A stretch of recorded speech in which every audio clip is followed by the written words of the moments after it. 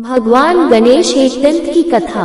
भगवान गणेश देवी पार्वती और भगवान शिव के पुत्र हैं। एक बार की बात है जब भगवान शिव और देवी पार्वती अपने शयन कक्ष सोने का कमरा में विश्राम कर रहे थे। उस समय देवी पार्वती ने गणेश जी को आदेश दिया कि वह उनके कक्ष कमरे के बाहर पहरा दे और किसी को भी अंदर न आने दे। माँ की आज्ञा गणेश जी के लिए आदेश थी। उन्होंने वैसा ही किया और कक्ष के बाहर पहरा देने लगे। उसी समय अचानक परशुराम वहां पहुंच गए। परशुराम भगवान शिव से मिलने के लिए बहुत उत्साहित थे। दरअसल उस समय पृथ्वी पर राजा कार्तवीर्य का अत्याचार बहुत बढ़ गया था और परशुराम ने इसी कारण उसे मार दिया था। ये खबर भगवान शिव को देने के लिए ही वह कैलाश भगवान शिव का निवास स्थान पहुँचे थे। भगवान शिव के कक्ष की ओर परशुराम को तेजी से बढ़ता देख गणेश जी उनके रास्ते में आ गए और उन्हें रुकने को कहा, लेकिन परशुराम भगवान शिव से मिलने के लिए बहुत उत्सुक थे, इसलिए उन्होंने कहा कि मुझे भगवान शिव से मिलना ही है। परशुराम की इस बात को सुनकर गणेश जी बोले, मैं आपको अंदर जाने नहीं दे सकता। माँ ने किसी को भी अंदर न आने का आदेश दिया है। गणेश जी की यह बात सुनकर परशुराम गुस्से से लाल हो गए। उन्होंने कहा, तुम मुझे भगवान शिव से मिलने से नहीं रोक सकते।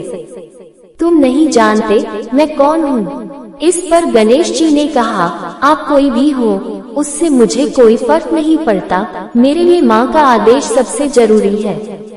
मैं आपको किसी भी सूरत में अंदर नहीं जाने दे सकता।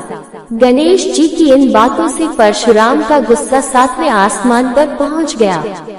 वह बोले, अगर तुम मुझे अंदर नहीं जाने दोगे तो मैं तुम्हें हटाकर जबरन अंदर जाऊंगा। इतना कहकर परशुराम आगे बढ़ते हैं, लेकिन गणेश जी परशुराम को अंदर जाने से रोकने के लिए धक्का दे देते हैं और परशुराम दूर जाकर गिरते हैं।